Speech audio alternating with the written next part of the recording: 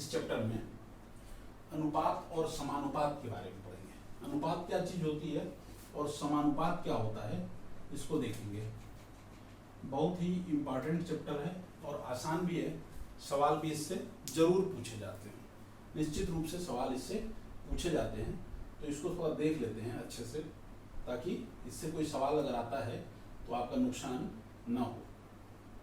तो इसमें यह है, अनुपात किसको कहते हैं? जब दो राशियां एक ही श्रेणी की हों तो वह संबंध जो यह बताता है कि एक राशि दूसरी राशि की कितनी गुनी है, अनुपात कहलाता है। जब दो राशियां, ध्यान देंगे, जब दो राशियां एक ही श्रेणी की हों तो वह संबंध जो यह बताता है कि एक राशि दूसरी की कितनी गुनी है, अनुपात कहलाता है। लिखते कैसे हैं? ए संबंधे बी, ये देखिए ये दो बिंदियां ऐसे लगा देते हैं, इसको कहते हैं ए संबंधे बी, या ए बाई बी भी लिख सकते हैं, इसको ऐसे भी लिख सकते हैं। एक रेशियो होता है, एक भिन्न होता है, इसकी कोई इकाई नहीं होती है, इसकी कोई यूनिट नहीं होती है, इसकी कोई यूनिट नहीं होती है। इसीलिए यही लिखा है, जब दो राशियां एक ही श्रेणी की हों, मतलब लीटर से लीटर का अनुपात निकालेंगे, किलोमीटर का किलोमीटर से निकालेंगे, सेंटीमीटर का सेंटीमीटर से निकालेंगे, और एक ही राशि से, अगर मतलब एक ही संख्या से लिखते हैं, यहाँ पे राशि से कंफ्यूजन हो जाएगा, एक ही संख्या से अगर ये ए बाई बी है, ए बाई बी है कहीं लिखा हुआ, ए बाई बी लिखा है, दोनों में हम ए से गुणा कर देते हैं, तो ए स्क्वायर बटे ए बी, ये भी वही है जो ए बाई बी है,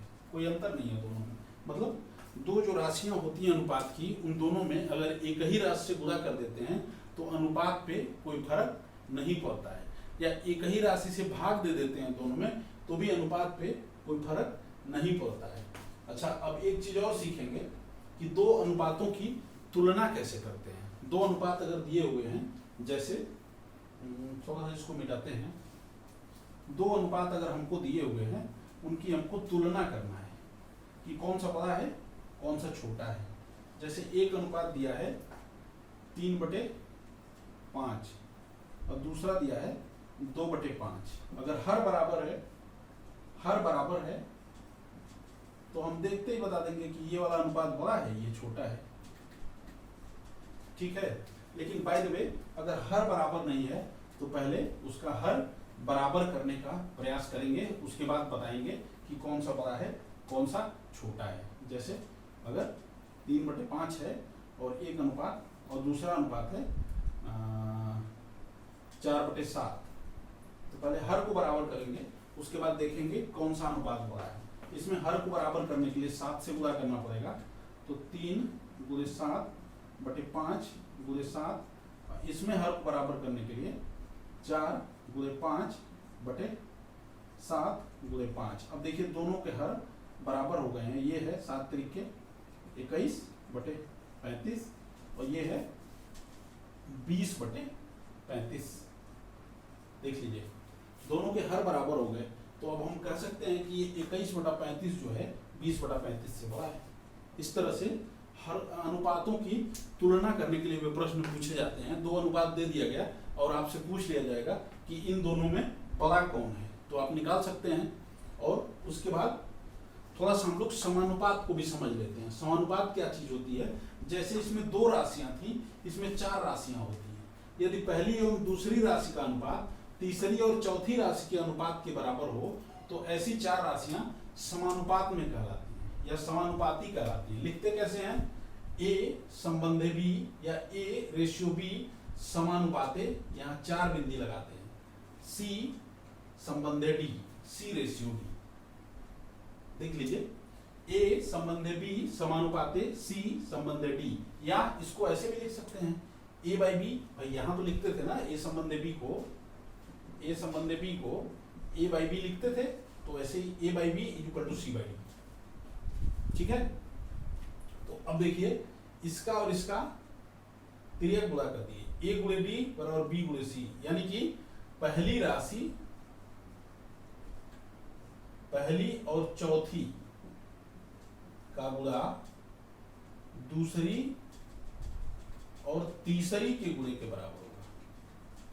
ध्यान दीजिएगा इसको, पहली और चौथी राशि का गुणा, मतलब ये बाहर बाहर वाले जो हैं इन दोनों का गुणा इन अंदर वाले दोनों के गुणा के बराबर होगा। ये समानुपात की प्रॉपर्टी होती है, इसको याद रखेंगे, इस पे सवाल आते हैं। ये समानुपात की प्रॉपर्टी होती है, इस पे सवाल आते हैं। तो अब थोड़ा सा एक दो सवाल लेके इसको समझने का प्रयास करते हैं।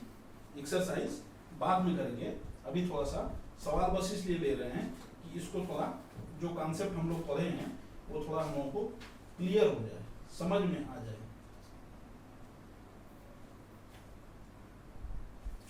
अब ये कह रहे हैं कि 16 ग्राम सोने में कितना तांबा मिलाया जाए कि सोने और तांबे का अनुपात 5:2 हो जाए। इसको मिटा देते हैं। एक सवाल है कि 16 ग्राम तांबे में कितना सोना मिलाया जाए। तांबा कितना है? 16 ग्राम तांबा है,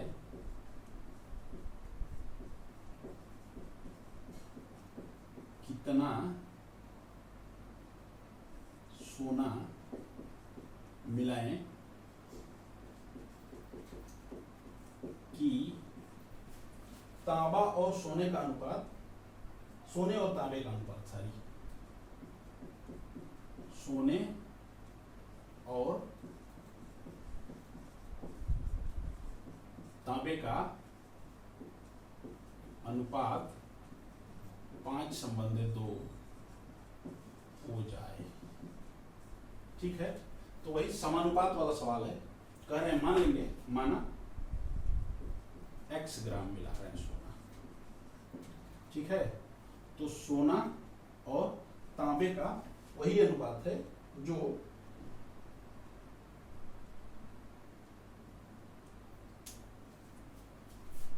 16 ग्राम तांबे में कितना सोना मिलाया जाए कि सोने और तांबे का अनुपात 5:2 हो जाए। तो मान लीजिए x ग्राम मिलाते हैं सोना। ठीक है, तो सोना और तांबे का अनुपात ये समानुपाती होगा 5:2 के। देखिएगा, या ऐसे भी लिख सकते हैं x/16 बराबर 5/2, या x बराबर 16 × 5/2 80 यानी कि 40 ग्राम। 16 ग्राम तांबे में 40 ग्राम सोना मिला देंगे तो सोने और तांबे का अनुपात 5:2 का हो जाएगा। ठीक है, समझ में आई बात? ये समानुपात वाला सवाल है, इसलिए उसको मिटाया नहीं था, समझने के लिए। सोने और तांबे का वही अनुपात है जो 5:2 का अनुपात है। बराबर कर दिया और सवाल को हल कर दिया। उसके बाद अगला सवाल लेते हैं कि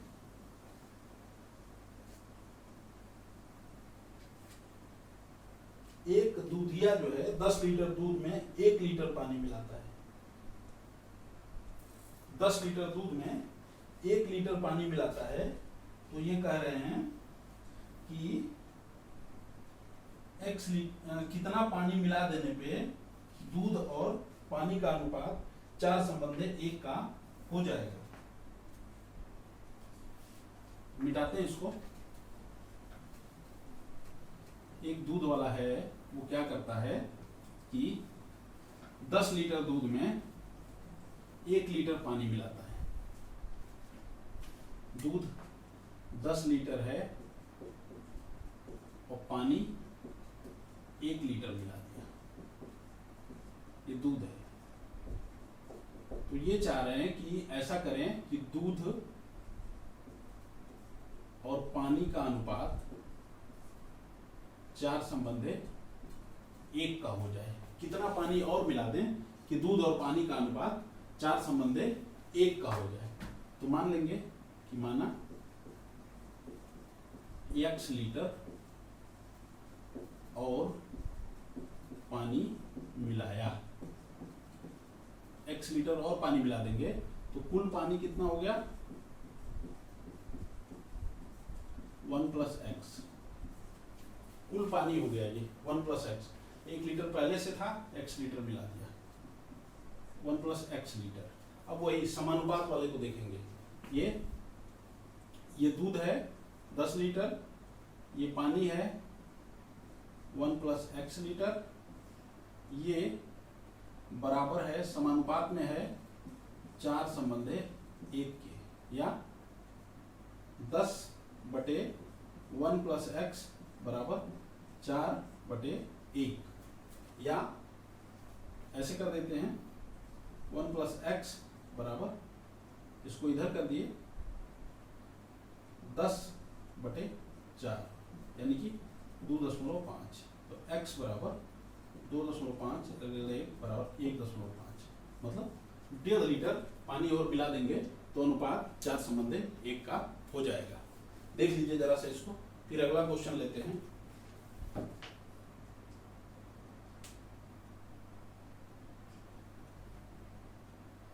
बहुत बढ़िया क्वेश्चन है, इंटरेस्टिंग क्वेश्चन है, ऐसा क्वेश्चन आता भी है। किन्हीं दो संख्याओं का अनुपात 3/5 का है और उन संख्याओं में 8 जोड़ने पर, मिटा दें इसको तो उसको लिखते हैं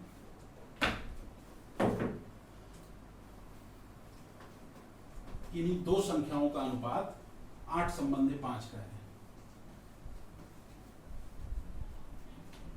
दो संख्याएं हैं, उनका अनुपात है 8/5। दो संख्याएं हैं 8/5 है क्या, नहीं 3/5 का है। दो संख्याएं हैं उनमें 3/5 का अनुपात है, ठीक है। दोनों संख्याओं में ये कह रहे हैं, दोनों में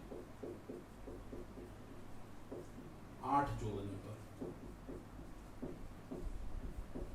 अनुपात 2/3 का हो जाता है, 2/3 का हो जाता है। तो संख्याएं कौन कौन सी हैं? तो 3/5 का अनुपात है, तो माना संख्या पहले तो यही है, 3/5 है, 3x एवं 5x, ठीक है। ऐसे मान लेंगे कि माना संख्या 3x और 5x है, तो 3x धन 8 बटे 5x धन 8 दूसरी कंडीशन के अनुसार बराबर 2/3, यही तो है।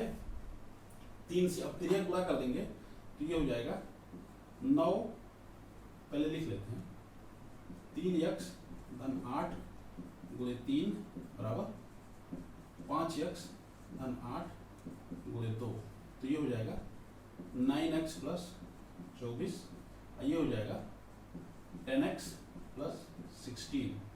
तो इसको उधर ले जाते हैं, इसको इधर ले जाते हैं, तो ये हो जाएगा 24 ऋण 16 बराबर 10x ऋण 9x, तो ये हो गया 8 बराबर x, यानी कि x बराबर 8 है। तो 3x एक संख्या है, वो कितनी होगी? पहली संख्या कितनी होगी?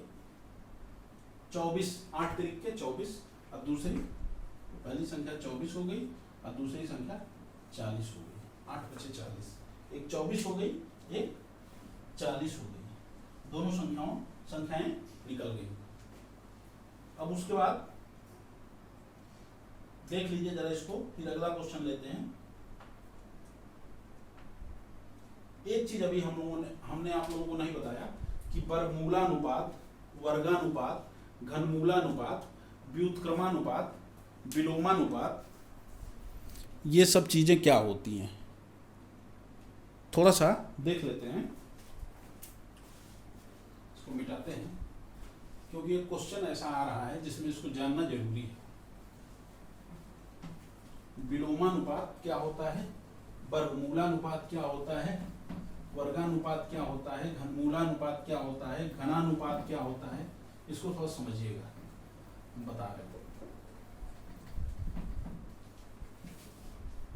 देखिए वर्गानुपात, ए संबंध बी का वर्गानुपात होगा ए स्क्वायर संबंध बी स्क्वायर। कुछ नहीं करना है, वर्ग बता रहे तो वर्गानुपात कर देना है। ए बी का वर्गमूलानुपात, जो चीज बताएगा वही कर देना है।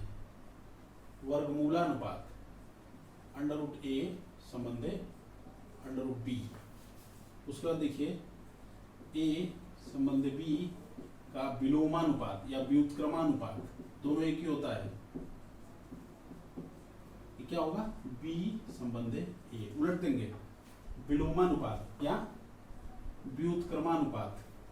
अब a संबंधे b का घनानुपात क्या हो जाएगा? a³ संबंधे b³। आई बात समझ में? तो ऐसे ही ये क्वेश्चन आ रहा है, ये समझ लिए होंगे।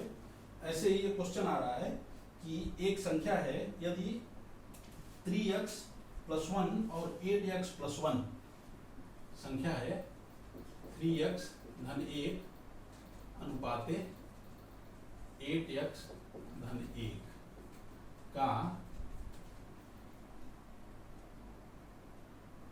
2/3 का वर्गानुपात हो। इतना जो है, ये जो है 2/3 का वर्गानुपात है।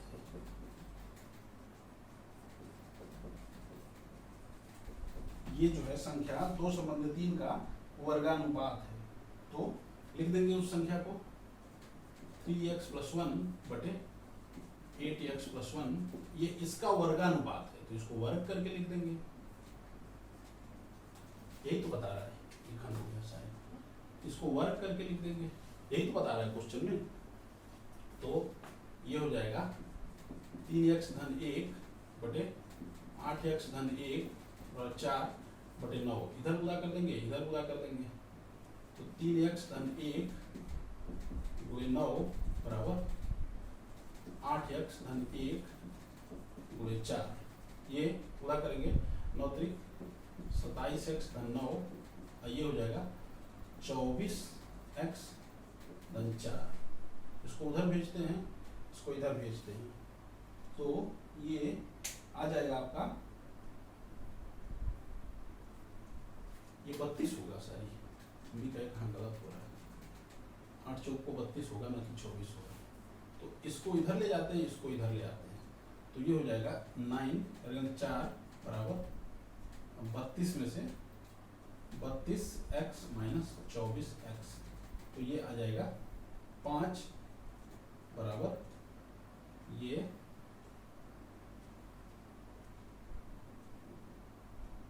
27 है ना, बार बार हो जा रहा है कंफ्यूजन। तो ये हो जाएगा 5x, ये आ जाएगा x बराबर 1, x की वैल्यू 1 आ गई। अब हमको निकालना है कि इधर आ जाते हैं, 3x + 1 रेशियो 8x + 1 क्या होगा? x की जगह पर 1 रख देंगे, तो ये 4:9, ये रेशियो था। ये रेशियो हमको फाइंड आउट करना था। तो अब थोड़ा रहने देते हैं उसको, फिर हम लोग अनुपात के सवाल को लगाएंगे। आसान होते हैं, समझने का फेर होता है, आसान होते हैं और काफ़ी स्कोरिंग होते हैं, छोटे छोटे सवाल होते हैं और इसमें नंबर भी अच्छा मिलता है, इसलिए इसको अच्छे से देखिएगा अनुपात को।